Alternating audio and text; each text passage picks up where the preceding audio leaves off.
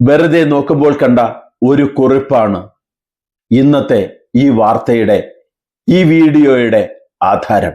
ഹൃദയത്തിൽ തൊടുന്ന ആ കുറിപ്പിലൂടെ കടന്നുപോയപ്പോൾ അറിയാതെ ചിന്തിച്ചുപോയി, മനുഷ്യന് എങ്ങനെ ഇത്രയും ക്രൂരനാകാൻ കഴിയും, ഇത്രയും ദുഷ്ടനാകാൻ കഴിയും?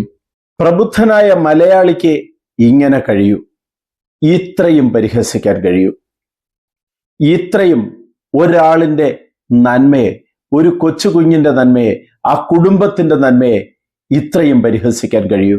ഈ വിഷയത്തെ സംബന്ധിച്ച് ഒരു വീഡിയോ ഇടരുത് എന്നെനിക്ക് പ്രാർത്ഥനയുണ്ടായിരുന്നു എൻ്റെ ഈശ്വരന്മാരോട്. കാരണം മറ്റൊന്നുമല്ല, ആ പേര് ഓർക്കുമ്പോൾ തന്നെ ഹൃദയം വേദന കൊണ്ട് നിറയുന്നു. ഒരു കൊച്ചു കുഞ്ഞിന്റെ മരണം അത്രയും നൊമ്പരപ്പെടുത്തുന്നു. ആ കൊച്ചു കുഞ്ഞിന്റെ മരണം സമൂഹത്തിന് സന്ദേശമാക്കിയ ആ അച്ഛനമ്മമാരോട് നന്ദി പറയേണ്ടതാണ്. പക്ഷേ അതുപോലും നോക്കി പരിഹസിക്കുന്ന പ്രബുദ്ധ മലയാളി. സ്വന്തം ജീവൻ നഷ്ടമായെങ്കിലും 4 പേർക്ക് ജീവൻ പകുത്തു നൽകിക്കൊണ്ട് ആ കുഞ്ഞ് ഈ ലോകത്ത് നിന്ന് അപ്രത്യക്ഷയായി. ആലിൻ ഷെറിൻ എബ്രഹാം, ചരിത്രത്തിൽ ഏറ്റവും പ്രായം കുറഞ്ഞ അവയവദാതാവ് എന്ന പേരിൽ ഇടം പിടിച്ച ആ കുഞ്ഞ് മരണാനന്തര ശുശ്രൂഷയ്ക്കായി വീട്ടുനടയിൽ ഇറക്കി വെച്ചപ്പോൾ എന്ത് പറയണമെന്നറിയാതെ വിതുമ്പാൻ പോലും കഴിയാതിരിക്കുന്ന അച്ഛനമ്മമാർ. കേരളം മുഴുവൻ ഹൃദയവേദനയോടുകൂടി കണ്ട ആ രംഗം.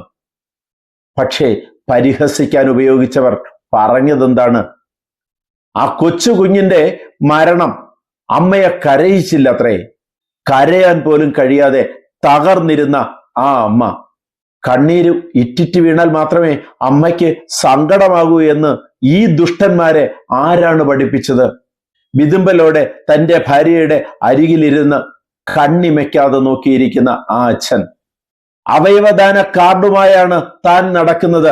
ആർക്കെങ്കിലും അവയവം ആവശ്യമുണ്ടെങ്കിൽ, തനിക്ക് എന്തെങ്കിലും സംഭവിച്ചാൽ തൻ്റെ അവയവങ്ങൾ മറ്റുള്ളവർക്ക് ദാനം ചെയ്യണം എന്നാവശ്യപ്പെടുന്ന അച്ഛൻ.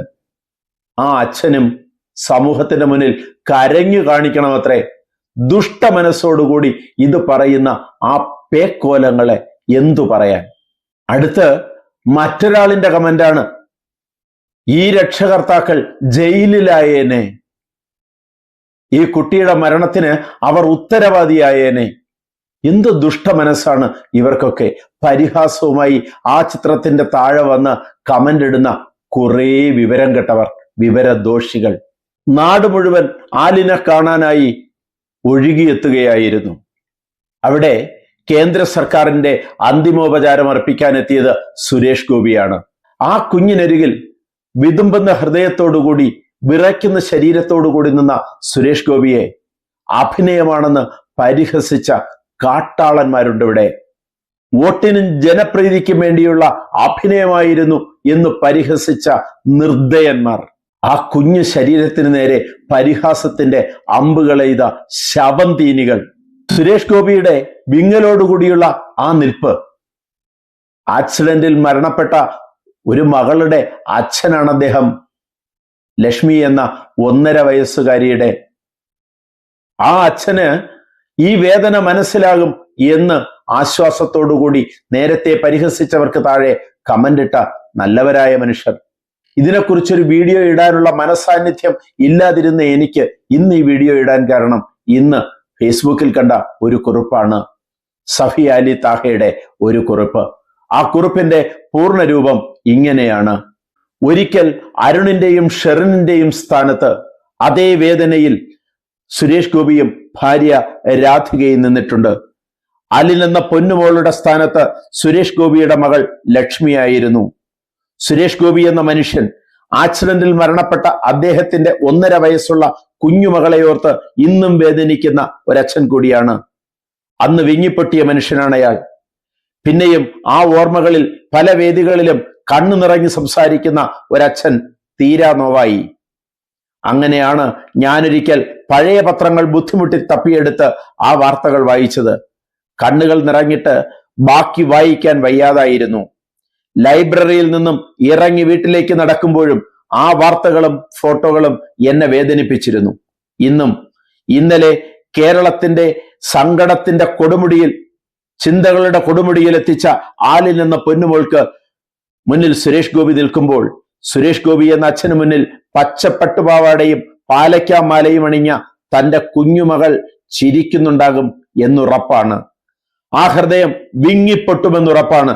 ചിന്തകളിൽ ആ പൊന്നുമോളുടെ ഓർമ്മകളും കൊഞ്ചലും മരണവും ആക്സിഡന്റും എത്തുമെന്നുറപ്പാണ്. സുരേഷ് ഗോപി എന്ന രാഷ്ട്രീയക്കാരനോട് എനിക്ക് ആശയപരമായി ആദർശപരമായി പല കാര്യങ്ങളിലും വിയോജിപ്പാണ്. എന്നാൽ കുടുംബത്തോട് അദ്ദേഹം കാണിക്കുന്ന ആത്മാർത്ഥമായ സ്നേഹവും മക്കൾക്കും ഭാര്യയ്ക്കും നൽകുന്ന സ്നേഹവും കരുതലും അനുകരിക്കാവുന്ന ഒന്നാണ്.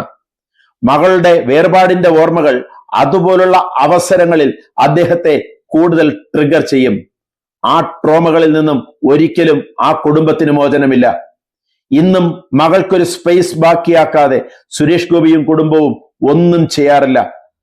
കോടീശ്വരൻ വേദിയിൽ സുരേഷ് ഗോപി എന്ന മനുഷ്യനെ ഞാൻ കണ്ടിട്ടുണ്ട്. മത്സരത്തിനെത്തിയ അർഹതപ്പെട്ട പലർക്കും സഹായം എത്തിച്ചിട്ടുണ്ട്. അന്ന് അപ്പോഴും ആ മകളെ സഹായിക്കുമ്പോൾ അദ്ദേഹത്തിന്റെ മനസ്സിൽ ലക്ഷ്മി എന്ന കുഞ്ഞുമകളാണ്. ഒരാളുടെയും വേദനയുടെ ആഴമളക്കാനുള്ള താപിനികൾ കണ്ടെത്തിയിട്ടില്ല. സുരേഷ് ഗോപിക്ക് ആലിന്റെ അച്ഛനെ മനസ്സിലാകും. ആ വിങ്ങൽ തൊട്ടെടുക്കാൻ കഴിയും മറ്റാരെക്കാളും. അതുകൊണ്ട് അദ്ദേഹത്തിന്റെ കാര്യത്തിൽ ട്രോളുന്ന മനുഷ്യരോട് പരമപുച്ഛം തോന്നുന്നു.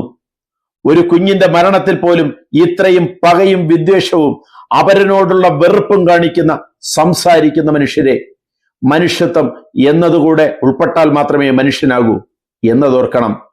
ലക്ഷ്മിയുടെ 1.5 വയസ്സിലുള്ള ഫോട്ടോ ഉപയോഗിച്ച് 34-കാരിയായ ലക്ഷ്മിയുടെ രൂപം ഡിജിറ്റൽ ആർട്ടിലൂടെ വരച്ചിരിക്കുന്നത് ഈ അടുത്ത് ഞാൻ കണ്ടിരുന്നു. ആർട്രോമാനിക് എന്ന ഇൻസ്റ്റാഗ്രാം പേജിലൂടെയാണ് ആ ചിത്രം പുറത്തു വന്നത്. ഇങ്ങനെ പോകുന്നു ആ കുറിപ്പ്. ഹൃദയം തൊട്ട കുറിപ്പ്. ദുഷ്ടതയും പരിഹാസവും മാത്രം കൈമുതലായുള്ള മരണത്തെപ്പോലും പരിഹസിക്കുന്ന കൊച്ചുകുഞ്ഞിന്റെ ആ മരണത്തെപ്പോലും അല്ലെങ്കിൽ ആ അവയവദാനത്തെപ്പോലും പരിഹസിക്കുന്ന രാക്ഷസ രൂപങ്ങൾക്ക് ഈ കുറിപ്പ് എന്തെങ്കിലും മാറ്റം വരുത്താൻ കഴിയുമെങ്കിൽ ധന്യനായി. ഞാനല്ല, ഈ കുറിപ്പിട്ട മനുഷ്യൻ, മലയാളി.